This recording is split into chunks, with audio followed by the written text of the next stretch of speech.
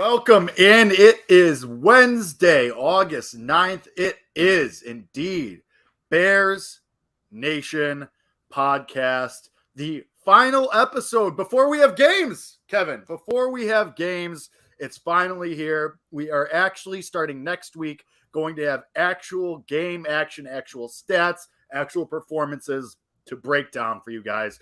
But as I said, this is Bears Nation podcast. Myself, Jake Hassan, joined as always by Kevin Lapka, and brought to you as always by OnTap Sportsnet. Go to OnTap Sportsnet for all things Cubs. They're pretty good right now. White Sox, they're really bad right now, but I digress. The Bears, as the season starts to get underway, and Bulls and Blackhawks, because they got you covered for that even during the offseason. So go to OnTap Sportsnet for everything Chicago sports, including this podcast that you're listening to or viewing right now. But Kevin, it's here. We are here. This is the last week that we will not be talking about actual plays on the field. Feels good. We're back. Meaningless football. We're back. I've never wanted meaningless football more. Even if it's one drive of the first team offense, I'm sniffing for it. I'm itching for it, and I will be watching. I will be watching right before you go on the air. So maybe we'll be together actually watching that game if you show up to the studio a little bit early. So that'll be fun. But yeah, man, it's finally here. We have a depth chart to break down today, which not a ton of surprises on there. We have a little bit more of insights from training camp, some more news and notes to hit on, but it feels good that first preseason game is finally here, because once this happens, it always feels like once that first preseason game happens, it's like an acceleration into the regular season. Like the preseason is just a blur. Like those 3 games go by so fast, and then before you know it, we're breaking down Bears-Packers week 1. So we're here, man. Let's do it.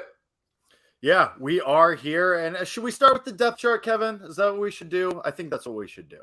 I think that's a fair, proper way to start a football podcast at this time of the year. All right, fair enough. I mean, Kevin, anything for you that stood out? I mean, I know that you said in your opening statement there wasn't a ton of surprises. Everything was basically chalk, but anything that you picked out, or when you first read this, that you were like, okay, that's a little bit interesting. Yeah, a few notes that stuck out to me initially. Let's start at running back, right? Let's go to, I guess you could say, the most quote unquote competitive positional battle in this training camp of 2023. Typically, there's so many more positional battles that happen throughout a roster, but with the Bears, you don't really look at a ton throughout both the offense and the defense. You pretty much know who the ones are and who the twos are. Even at the offensive line position, there's not a lot of competition there. Defensive front, I guess you have a little bit of competition between Gervon Dexter and Justin Jones, Zach Piggins, Andrew Billings, right? I guess you could argue that, but really it's been running back, right? Who's going to take the first snap? Who's going to get a majority of the snaps at running back? Will it be Khalil Herbert? Will it be Deonta Foreman? When will Roschon Johnson get into the mix there? And we heard a lot from training camp thus far that, hey, Deonta Foreman's playing really well. He might be a better pass blocker. He's showing up. This is a veteran player who we talked about last week, played really well in the absence of Christian McCaffrey once he was traded from the Panthers, a guy who was up near 900 yards and 8 touchdowns and producing at, an RB10 from a fantasy standpoint, running back in this league. I thought he would be RB1 once this depth chart was released, and it's still Khalil Herbert. And again, that's the type of thing where you also have to think about, okay, it's just depth chart. He's been here longer. He's the veteran player on the team, meaning he's been with the Chicago Bears longer, though he hasn't been in the league as long as Deonta Foreman. So they might, sort of give him the upper hand for that, maybe because he knows the offense a little bit better and those types of things. But for now, from what we know, it's relevant that at this moment, Khalil Herbert is your RB1, and he's going to be trotting out there with the first team offense once they go out, with the unit on Saturday and maybe even week 1 against Green Bay. We'll see what happens. We'll see how this unfolds throughout the preseason. But the other takeaway is that, now Deonta Foreman as quote unquote RB2 might get more reps, even though there are 5 running backs on the roster right now with Treston Ebner, Travis Homer, and Roschon Johnson. I guess if you really want to look at the depth chart and find another interesting thing about the running backs, Roschon Johnson's RB5. And I don't know what that means. I don't know if that means anything, if you want to just throw it up to the fact that he's a rookie who needs development and didn't get a lot of playing time in college. But Travis Homer above Roschon Johnson in the depth chart? Jake, are you taking anything away from that? Not really. I mean, I think it's to be expected just because he's a rookie. I know he's a rookie with a lot of hype right now, but I expect that to change after this game. Like immediately after this game, I'm expecting him to at least move up, one. And I think, I think the chat is right. I think Shane McCoy in the chat is right. I thought I saw Roshan Johnson got moved up to RB3. I'm almost positive. Okay, because the initial photo that was released like 2 days ago, he is RB5, but they might have updated it. I'll double check that. Yeah, okay. So ESPN we have an RB3. updated one. Yeah, okay. We do have an updated one. My apologies. Where Roshan Johnson is number 3.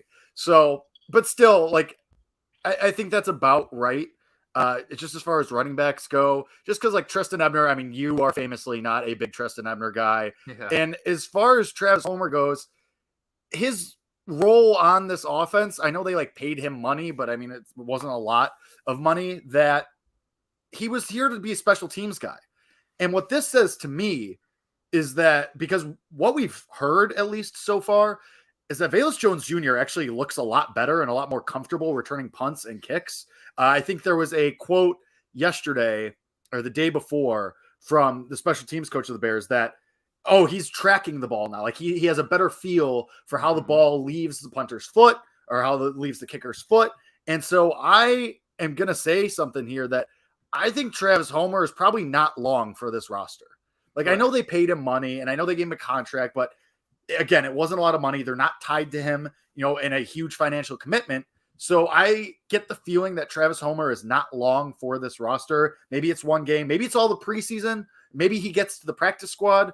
But from everything that we've heard, Velus Jones Jr. has improved dramatically as a returner, and which is great, which you want to see, which is what we were hoping for. He was your 3rd round pick a year ago and obviously didn't have the best rookie year, and you're hoping for a jump and for a reason to keep him on this roster.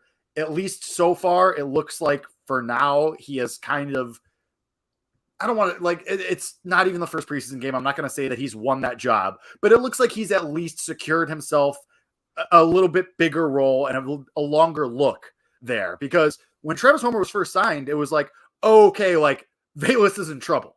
And I think you said on this show, like, yeah, Velus Jones Jr. gets cut next year now because you have a guy who actually has experience doing this and doing it pretty well. Now Velus Jones Jr. might be in trouble. Everything that we've heard so far, or at least this week and in the last couple of days, and we'll see what happens, over the weekend on Saturday.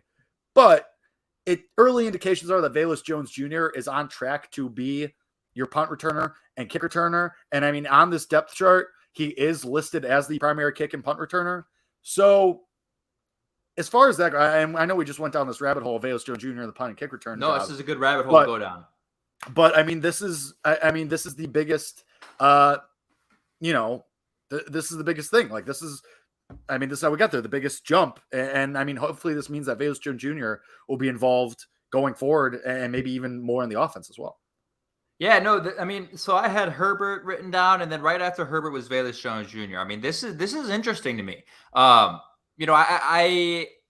was reflecting on Velus Jones Jr. because one of my coworkers, Connor O'Donnell, shout out to him, is like a Velus Jones truther.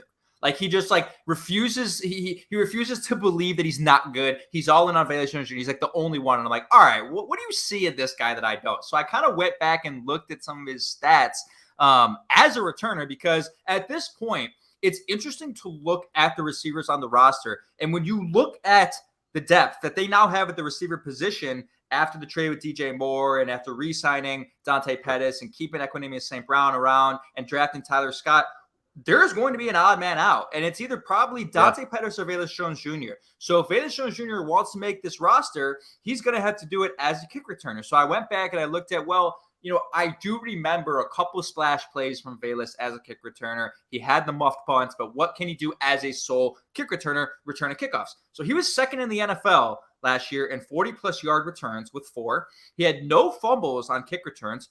20 of his 22 returns on the year were of 20-plus yards, which is second.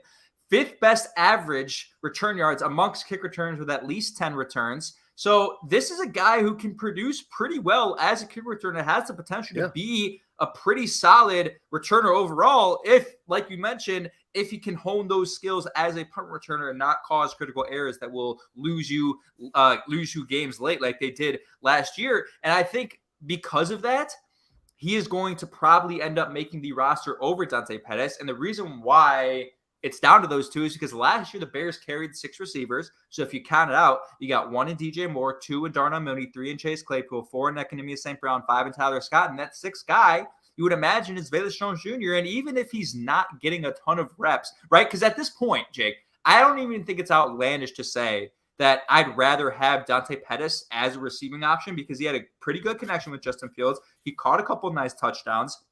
He was targeting him in certain situations. He's been here. I wouldn't mind him as a receiving option, but when it's wide receiver 6 and you're not going to get more than probably like 15 receptions on the year anyway, then at that point you look for other reasons to keep a player on the roster. And if Velus Jones Jr. can each and every time he touches the football on a return, give you the possibility to get 30, 40 yards and put your team in a favorable position, that is worth holding on to as a roster spot. So I was intrigued by the fact that we're hearing good things from Velus Jones Jr. and that he is listed as both kick returner 1 and punt returner 1. And there's no, ambiguity there. There's no Tyler Scott, Dante Pettis, Khalil Herbert. He is the guy there, and they're going forward with it. So the thing for me here, and I think actually that if you look at this updated depth chart from late yesterday, I would say that just looking at this, Velus Jones Jr. actually has one of the more secure spots on the roster because look at it this way. Like you read DJ Moore as wide receiver 1, right? So DJ Moore, Darnell Mooney, Chase Claypool are listed as your 3 starting wide receivers, which is expected, chalk, whatever. But directly to the right of DJ Moore is Velus Jones Jr. And then it goes Economia St. Brown and then Tyler Scott. And then it's Dante Pettis. And that's Tyler Scott again, which is kind of weird, but whatever. Disregard that then. And then Dante Pettis, and then Darius Fountain, and then Isaiah Ford, and then Sybil Webster. So to me, just reading this and how this is laid out, Velus Jones Jr. is ahead of everybody that we named right now. And to me, this seems like, okay, Dante Pettis, Sybil Webster, and Darius Fountain are the guys on the bubble here. Right? Or am I crazy? Does that make sense? No, you're not crazy. I understand the way you read that because, if you're kind of visualizing the depth chart, he is theoretically, by the way you're reading it, wide receiver 4. If you're going 1, 2, 3. First wide receiver off the bench. Yeah. And then off the second column, 1, 2, 3. Yes, 100% that makes sense. And honestly, the more that we're talking through this, I don't want to get optimistic about Velus Jones Jr. I'm not going to do what I did last year and try to say that we did that a couple times. Yeah, we did that a couple times and it was bad. But at that point, there was no one else on the roster at wide receiver to believe that one of them was going to make a difference and figure things out for the offense. But if you're Luke Getsy and you're Eberflus and you're Posey, you look at least what he can do for you. He can be a dynamic playmaker in situations for you. He was last year. He caught a couple deep balls. He received a couple end arounds that turned into touchdowns for you in the red zone. There's things you can do with him that are intriguing. And I think they still look at him as sort of their toy, sort of their gadget guy that they can use and dispose in certain situations that teams won't really know about coming off the bench. So the more we talk through it, the more I think Velus Jones Jr., you're probably right, it has a pretty secure spot on this team. It just didn't appear that way initially because, is he expensible? I mean, I don't know. Well, the thing is, if we think that he's going to be your primary kick and punt returner, then the answer is no. He's not expendable. You got to keep him. Yeah. So I think that alone, and that's kind of what my bigger point was when we started this conversation, is that if everything is to be believed, the coaches are saying he's better at tracking the ball and that he's better at catching the ball and receiving the ball and then getting off from there, then that entrenches a spot for him. He's not expendable in that point. He's going to stick even if it says the last wide receiver. Because here's the thing with Velus Jones Jr. I think that Dante Pettis got such a big role in a connection with Justin Fields because of the way that Velus Jones Jr. flopped as a receiver. And because they kept him hidden away on the bench. So theoretically, and what's important too is that Dante Pettis came off the non-football injury list today. He just got activated. He's playing catch up with everybody now. So this is going to be a big litmus test on Saturday for where Dante Pettis is, where Velus Jones Jr. is, and where some of these other receivers that are hoping to hang on to one more roster spot is. I think Velus Jones Jr. is among one of the most secure. Obviously you have the 3 starters. Okay. DJ Moore, Chase Claypool, Darnell Mooney. They're not going anywhere. But if you want to take this next group of Velus Jones Jr., EQ St. Brown, Tyler Scott's not going anywhere either because they just drafted him this year. So Velus, EQ St. Brown, Dante Pettis, Simba Webster. Let's just go with those 4. I think Velus Jones Jr. is the number 1 most likely to stick around. I mean, among those 4, probably, right? I would agree. Right. But let me pitch this scenario to you, right? Let me just pitch this scenario to you, right? Because if we are really, dead set here on the idea that his roster security is primarily because of his abilities as a returner, let me throw out this scenario, a hypothetical scenario for you on Saturday. Velus Jones Jr. is the kick returner to start the game. Dante Pettis plays a majority of the snaps, or not majority, but he plays 2 quarters, which I think would be fair for a guy like him. Dante Pettis scores a touchdown, has like 60 yards, looks good. Velus Jones Jr. does nothing as receiver and fumbles a return. Like in that scenario, because I think the way Eberflus and Poles want to run this football team, they don't seem like they're nice guys, but I don't think they're ones to give second chances. Like if you are playing error football, like they did that last year, he made a couple errors and he was pulled from that role. He was gone. And at this point, if it's year 2 and you've been working on things and here we are in a game situation, you do it again, the leash isn't long in that scenario. He might get cut if he falters in this preseason game. So as of now, as of today, August 9th, Wednesday, 3 days before the game, he might have roster security. But if he fumbles and he makes a mistake in that preseason game, there's a larger conversation to be had, although there's not a real, true, great, viable option behind him. But this team, I think, is built off the premise of, hey, we're not going to make mistakes, right? That goes back to the whole limiting penalties thing. Like, we're going to play error-free football. And if he's not playing error-free football, I don't think his leash is that long. I do agree. I don't think they would cut him after one game. Not after one game. Right. I think in the scenario that you posed, I think we would see Dante Pettis become the primary punt returner in the next updated depth chart for the second preseason game. And some kind of shuffling at kick returner, whether that's Khalil Herbert or Tristan Ebner or Tyler Scott.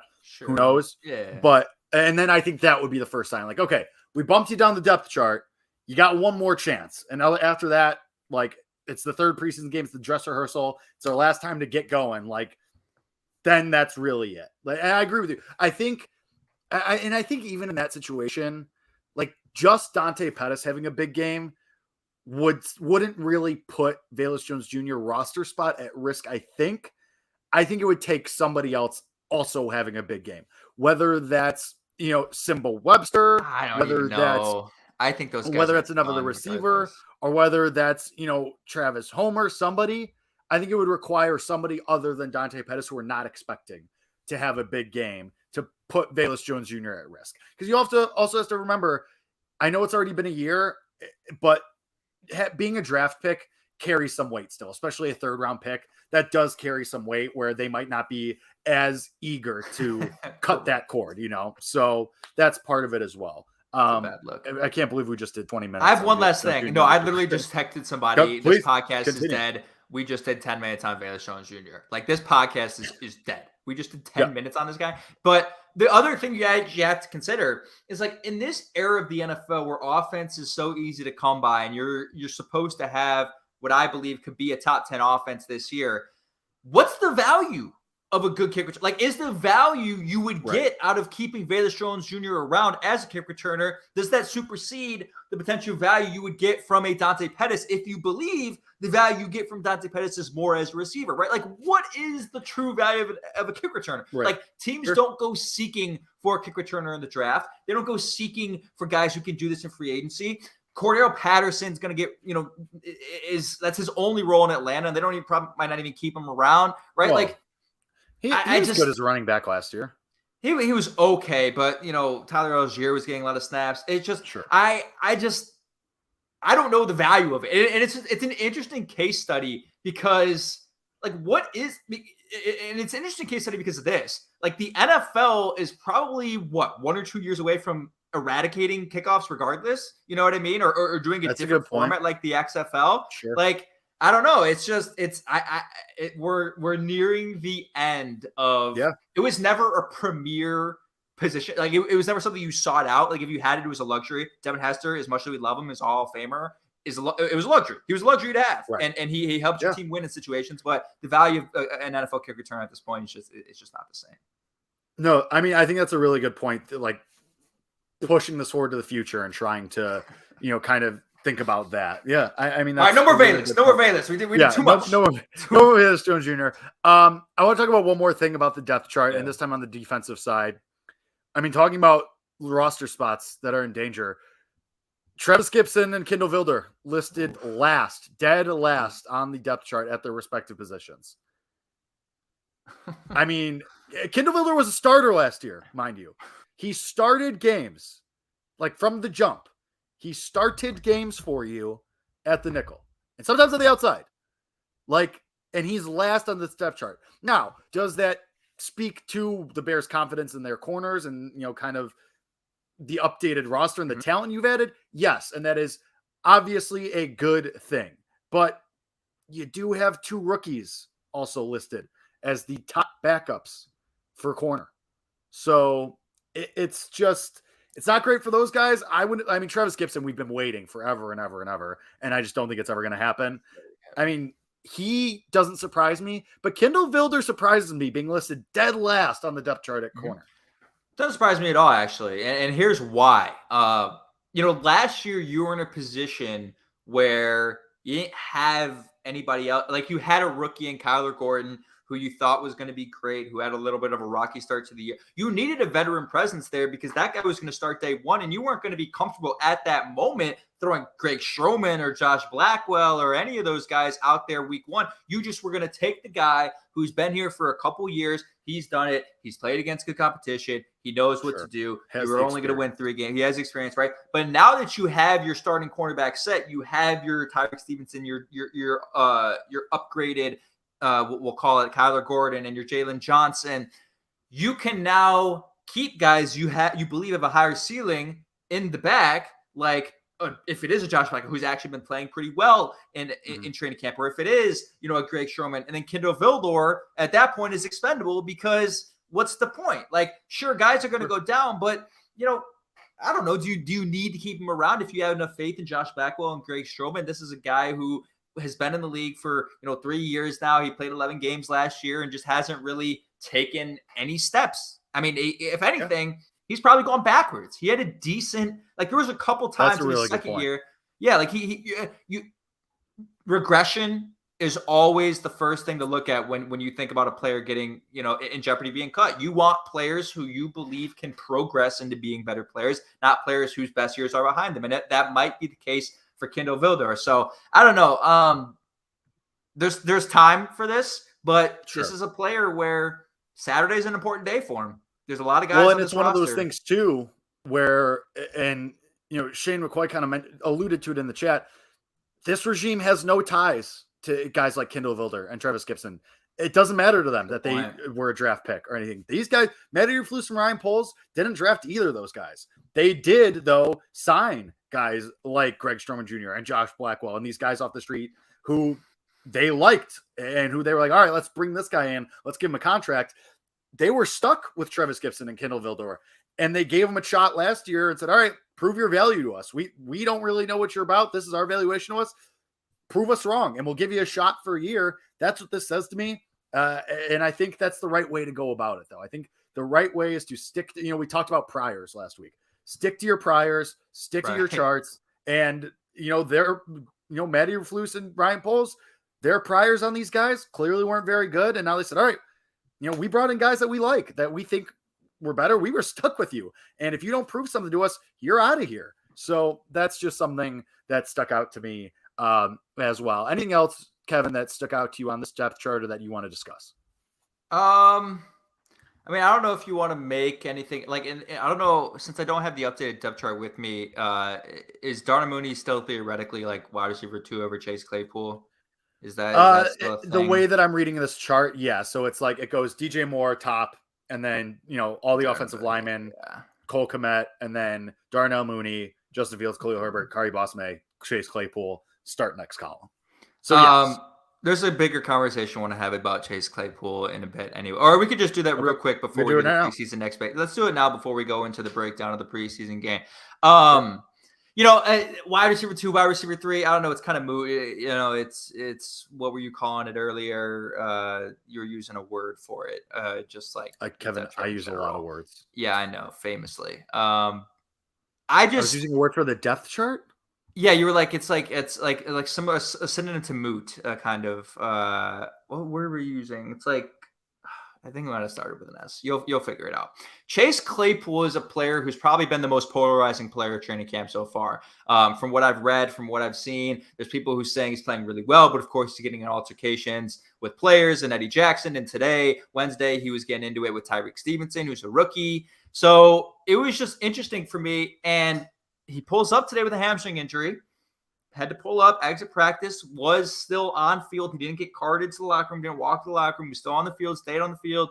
But I think he is right now the most polarizing figure on the Chicago Bears, especially because of the history and everyone wanting, and it's easy to go back and look at Chase Claypool. And if he fails, say, well, this is the problem is you could have had 32 overall. You traded him for this. You could have had that, right? It's so easy to look at Chase Claypool and root against him because of what you could have had if you didn't trade for him. And I get that, but you also have to look at the other side of it and understand that he only played, like 6 games here at the end of last year, a couple of them without Justin Fields, in a brand new system, in a very complicated system under Luke Getsy. He deserves the opportunity to get a second chance here to produce numbers like he put up in Pittsburgh. But there's people that are more legitimately concerned about his not off the field, but his on the field issues and his temper, because he's gotten into it with Eddie Jackson and Tyreek Stevenson.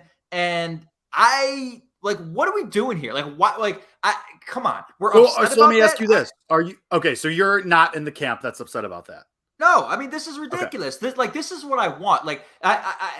This team last year, and it happened because there were 3 wins, but they lacked that competitive energy. They lacked that fire. And at some point it goes too far, and I don't know the extent of these altercations, but I don't mind Chase Claypool setting a tone here on offense, especially because the last time we came on this podcast, right before the Yannick Ngakoue signing, we had been breaking down this idea that the defense has been setting the tone, and Justin Fields had to gather the offense and say, hey, we got to match their energy. And now I get a guy like Chase Claypool running around, making plays and giving it to the defense. That's what I want. And I don't care if it gets a little hot, it gets a little tempered. If you played sports at any level, that's just what happens, whether it's your teammates or not. If you're a competitor, you're going to get chippy. And I like that. That's fine.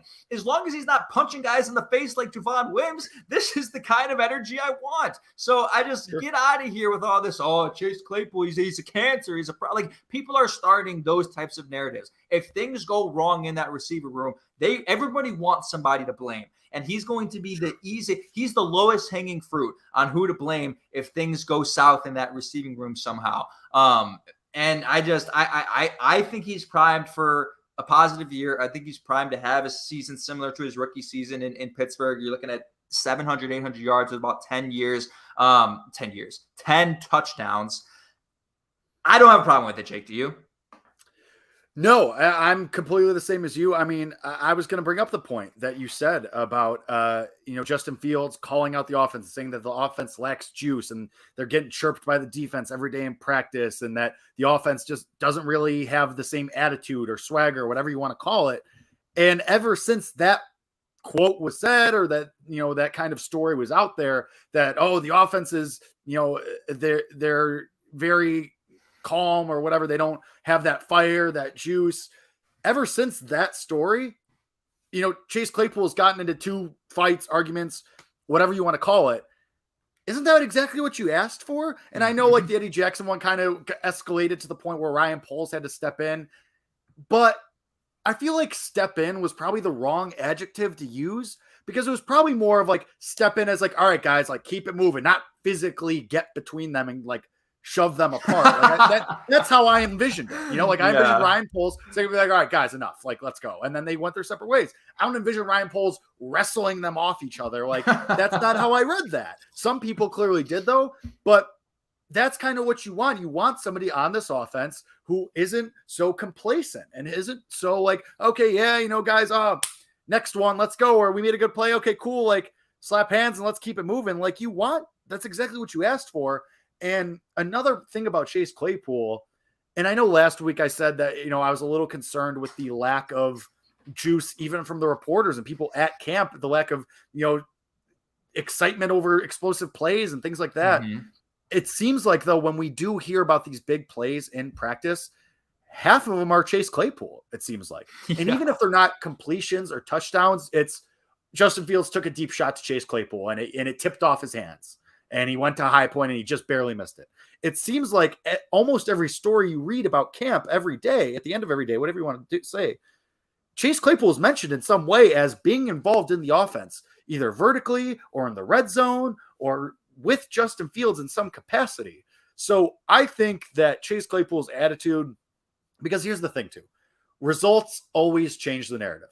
If they go out there in week 1 against the Packers and Chase Claypool has 5 catches for 60, 70 yards and a touchdown, nobody's going to care. Everyone's going to say, oh yeah, that fire that he brought in training camp, iron sharpens iron. That just made everyone better. That's what happened. It's easy to say right now when we're so in this period of uncertainty before the first preseason game, even that, oh, classic Bears already dysfunction. It's not even the first preseason game. Yeah. It's easy to do that. But in week 1, if they win or if Chase Claypool has a good game or both, then that's going to go away immediately. People are going to be like, oh, all right. Yeah, that's exactly what you want. So I agree with you. I think that Chase Claypool, there has been, as far as I'm concerned, no negative press about Chase Claypool so far during camp, except I guess the injury concern, but we got a long way. We got a month till the first game. Yeah, that's if that's the worst it gets from an injury standpoint, then we are absolutely thrilled. So the Bears play a game on Saturday.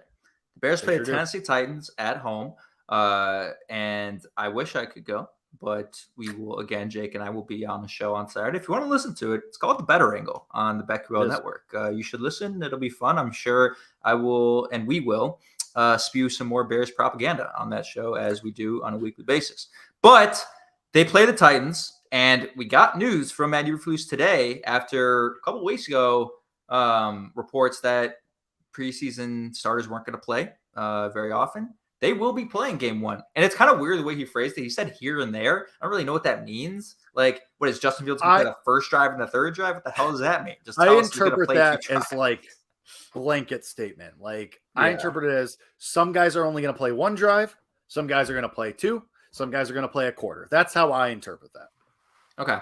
Yeah. So initial reactions to this, right? Because this is always a contentious topic because and a polarizing topic because, well, it's preseason. You'll get injured. And I just have a little, just my initial thoughts on it about just, playing in the preseason. Like, if you're going to do it, like, it has to be 100%. Because I think there's people who say, okay, let him get the reps. Like, let him get out there and see a defense and let him, like, go through the motions of a game.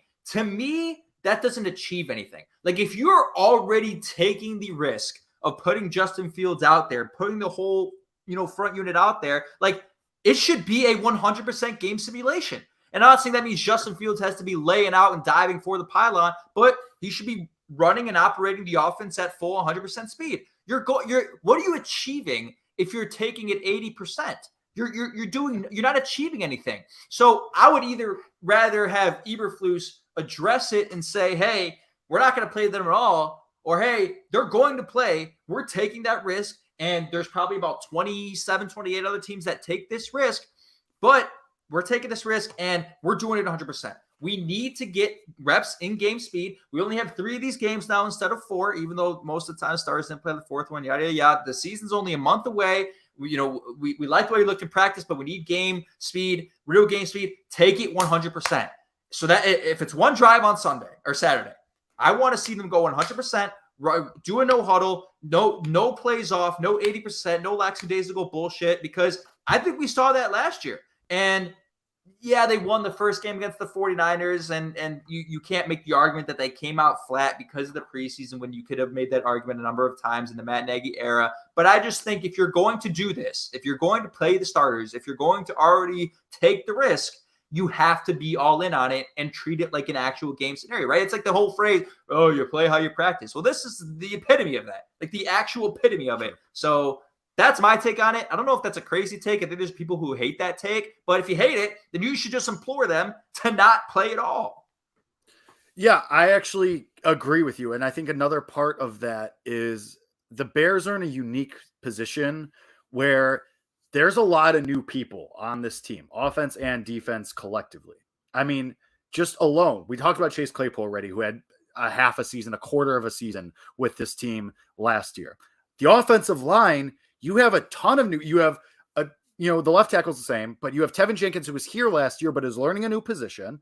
You have Cody Whitehair back at center. So, I don't think Cody Whitehair forgot how to play center, but has to recalibrate, let's call it. You have a brand new right guard and Nate Davis, who also has been injured and on the sideline for a big portion of camp. And then you have a brand new rookie right tackle. So offensive line, you have a lot of guys that got to get familiar together and kind of gel there. You have two new running backs behind Khalil Herbert and Deonta Foreman and Rashawn Johnson. And then you have brand new wide receiver in DJ Moore. You have a guy coming back from injury in Darnell Mooney, who missed most of last year with injury and who's been rehabbing a lot. You have a rookie wide receiver again. You have Velus Jones Jr. You have to figure out what you have in him.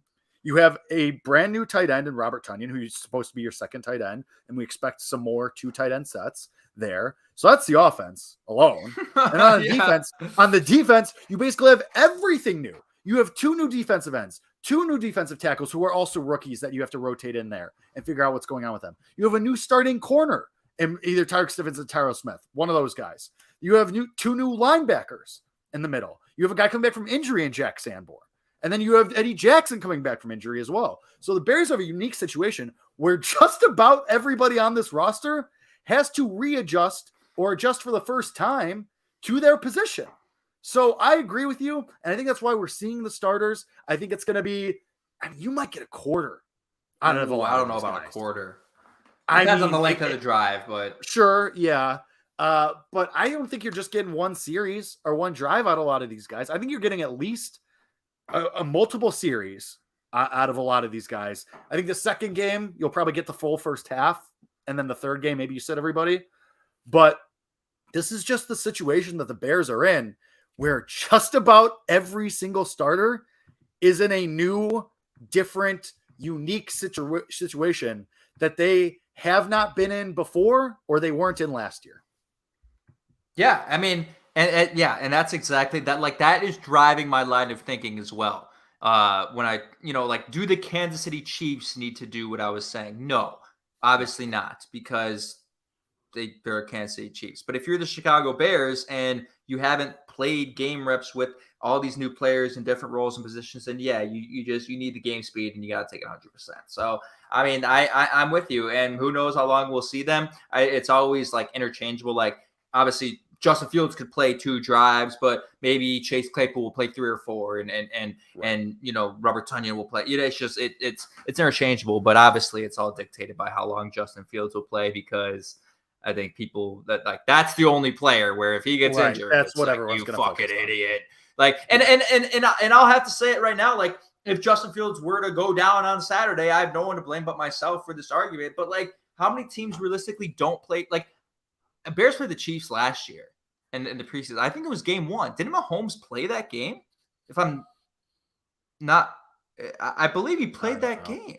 Like, I don't know, but it's just like, it's a weird argument. It happens every year. Should you play the starters? Should you not play the starters? Again, to me, it doesn't matter. It's just, if you're going to do it, you go all in. So you're either playing the starters 100%, or you're not playing them at all. It's binary, in my opinion. So this is what we're getting out of it. All right, they're playing 100%. Let's talk about some players you're kind of looking at for this game, some guys that you want to keep an eye on, both on the first team, but also down the roster, guys who might be fighting for a spot, or some guys that have just intrigued you. A couple names pique your interest for who to look out for on Saturday?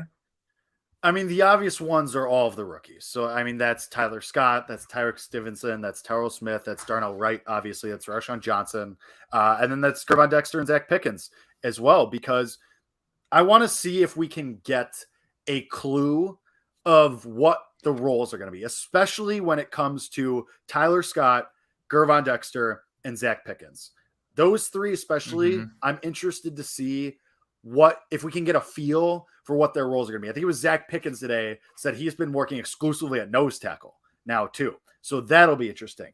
We'll see how Tyler Scott's usage is as wide receiver, because we kind of expect him to be wide receiver 4 or 5 off the jump. And, can we see if we can get a feel for who has the edge as the other starting corner opposite of Jalen Johnson, whether that's Terrell Smith or Tyreek Stevenson, because one of those guys is starting. So that's going to be something to watch as well. And then, of course, Darnell Wright, how he looks versus real NFL caliber starting defensive ends, defensive tackles in his first game action, because also the Bears aren't doing joint practices leading up to this game, which they've done in the past. Yeah. And so they're just going against each other. And whether that's a good thing or a bad thing, that's up to you. I'm neither here nor there on that, but it's the rookies for me. And to see if we can get a discernible evidence of what their role might be come the regular season. Yeah, and that's always, the ones you're looking forward to most, right? Just because you've never seen these guys before in real game situations. I think Tyler Scott's going to get a lot of time this week, and I think he's going to make a name for himself. He already kind of has through training camp just because of his deep ball ability. Now he has been dealing with a drop issue. The reports are out of camp that he's been getting open just fine, but he's been dropping a lot of balls. I'm not as worried about that, honestly. That's to me, in my opinion, almost more fixable. So I think Tyler Scott's going to be just fine there. But yeah, Gervon Dexter is a player that's received a lot of hype. Zach Pickens as well. The other rookie that I'm really looking at, who hasn't really gotten a lot of buzz at all. And this is a player I thought would get a ton of buzz in training camp and is now just starting to get it because of something TJ Edwards said today. He said that he's really intrigued by Noah Sewell and said he's been playing well and he looks like he could be a really good player. And, when he was initially drafted, this was one of the players we talked about is just like a guy who you were willing to take a flyer on a little bit late and a player who has a really high ceiling. He needs development. He hadn't played the position for a long time. He kind of switched positions. He's playing linebacker now, but he's an extremely good athlete. And he's listed as LB2 on that depth chart. And I'm just intrigued to see what he's able to do on Saturday. This is a guy who can fly around the field, who can make plays in the pass game, but also get after it in the run game. And just going to make a name for himself, I think. So Noah Sewell, keep your eye on him. Tyreek Stevenson. How long do you think he will play? Like, is he getting the same amount of reps as Jalen Johnson or Kyler Gordon, or did they let him get a little bit more?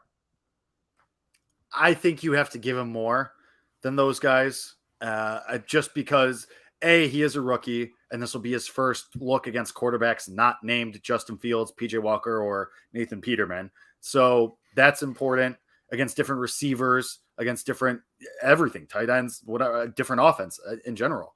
I think that's really important for a rookie, especially if you think that he has the lead to start at outside corner. Like, you have to give him as many different looks, as much game action that isn't against his own teammates as possible. If you expect him to do the job and do it well come week one, I think he's going to be out there. I mean, I think he's a guy who gets a quarter for sure. 1,000%. Yeah, I'm with you on that. I'm with you on Tyreek Stevenson. I think he's going to play a little bit more, and I'm expecting big things from him. This is a player who I think is going to be really, really good and probably a pretty important player for this team, starting at outside cornerback opposite of Jalen Johnson. A couple other guys down the roster I want to keep an eye on. Obviously, I mentioned the Dante Pettis versus Velus Jones Jr. quote-unquote battle that we discussed earlier. I think it'll be interesting to watch both of those guys. But, I think it's going to be important. This is a guy who's obviously going to play the most amount of snaps at quarterback on Saturday. It's going to be PJ Walker. And, it's important because whether you like it or not, like, Justin Fields is simply prone to injury because of how much he runs and how much he got hit last year because of the offensive line and all those different things. Like, this is a guy who takes care of his body really well. I go to his rehab guy and trainer that he sees throughout the season, and they're great, and they're going to do a great job this year of keeping him healthy. But just the nature of his play style, he's probably going to miss a couple games this year. It just probably will happen. They have a couple short weeks, right? They play 2 Thursday night games, which is, both a blessing and a curse because you do get 10 days of rest after that, but you do have to sit on 4 days of rest for both of those weeks. So you might only get 15 games out of Justin Fields. And even if it is 16, right? If he misses one game, the Bears are going to be probably a 9, 10, 11 win team, like in 9 to 11 wins in that range, maybe, where you can't afford to lose a game. Like, you can't, like, if you're in that playoff hunt right there, you can't afford to lose a game. So if PJ Walker is going to get legitimate game reps in important situations, they're going to need to win. And he's capable of leading teams to win. He did in Carolina. He's got a relationship with DJ Moore. So I'm just interested to see if PJ Walker has taken a couple steps since he's been in Chicago. They've worked with him well, and just see what he can do, because there's, like, I was watching the Hall of Fame game, and, like, say what you want about Zach Wilson, but, like, that's a good backup quarterback. Like he's not a starting quarterback in the NFL, but, like, if Aaron Rodgers were to go down, you're not writing off the Jets unless they're playing the Chiefs or the Bills, right? Like, you're not going to write them off. And I would like to say the same about the Bears if Justin Fields were to go down and PJ Walker were the starting quarterback. So obviously, I'm expecting to see good things from him. Yeah, I mean, that like high level backups, having those types of players is really important. Somebody that I am interested to see as well, just one more for me, is Dominic Robinson.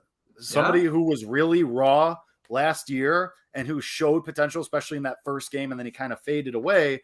But somebody who has a lot of raw athleticism, has a lot of raw talent, just hasn't really harnessed it yet, and who you would like to see take a step forward and make, because end of the day, Yannick Ngakoue is on a 1-year contract. Walker is, I think, on a 2-year contract or 3-year contract. 2-year, I'm pretty sure. I'll double check. So, like, they're not super tied to him long term. Like, Dominic Robinson is a guy who. Oh, DeMarcus Walker. Sorry, I thought you were talking DeMarcus Walker. Yeah. No, DeMarcus Walker. Like, if Dominic Robinson shows some more potential or at least consistency, that's somebody who you can look at and say, like, maybe, okay, 3 years. But regardless, like, yeah, I know. Yannick Ngakoue is a guy who only has a year. So let's just use that example. Like, hopefully you would like to see Dominic Robinson take enough of a step forward where you could say, okay, year 3 is when he'll take that real jump and we could count on him to be a starter. So he's somebody who I think is somebody to keep an eye on come Saturday as well. Yeah, and it's like, it's amazing what that signing of Yannick Ngakoue did now, or Yannick. It's Yannick Ngakoue. Because Dominic Robinson, we talked about, has the potential to be a pretty solid piece and, just wasn't up to the task as a consistent edge rusher, playing on a weekly basis, 17 games in a season after playing wide receiver basically in college 2 years prior. Like, he just wasn't ready for it. But as a rotational piece, a guy who can come in when a guy needs a rest and wreak some havoc and get after the quarterback, hell yeah. That's exactly what I want. So it's great to see how Yannick Ngakoue can change the complexion of this defensive front and give guys like Dominic Robinson the opportunity to make plays and not have the pressure of being out there every single snap and having to be relied on to get pressure on the quarterback. So yes, Dominic Robinson, a name to keep an eye on. And I guess you can consider, like, Dominic Robinson's not going to get cut, but like, it's quote unquote a positional battle between him and Travis Gibson. And I think Travis Gibson at this point is probably next, maybe. I don't know. I don't know if unless he has an unreal game on Saturday or in like a couple in the preseason. Unless he just balls out this preseason. Yeah, I agree. This is Rasheem Green's team now, Travis Gibson.